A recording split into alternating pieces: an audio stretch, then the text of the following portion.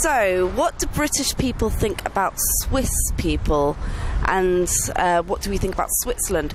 I think a lot of people hear about the Swiss chocolate, and every friend of mine who ever goes to Switzerland always brings back plenty of chocolate with them.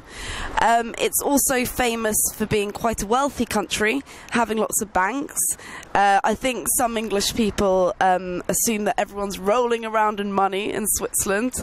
So moving on to the typical prejudices that tourists might have about British people, perhaps that we're very snobby, quite stuck up, and that we're quite cold maybe, that we're not very fun.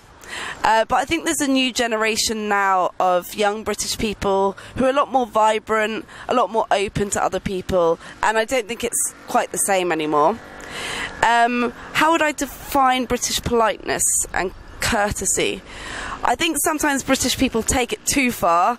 We say thank you and please all the time, even when we don't need to.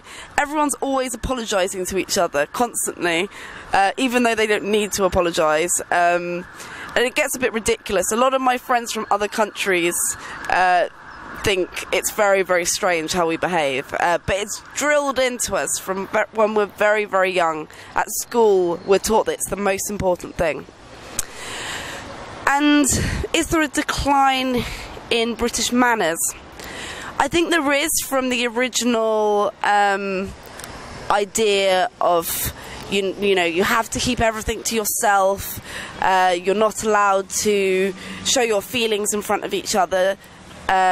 These were former values that British people had, and that was the ultimate polite way to be. You kept your problems away from other people.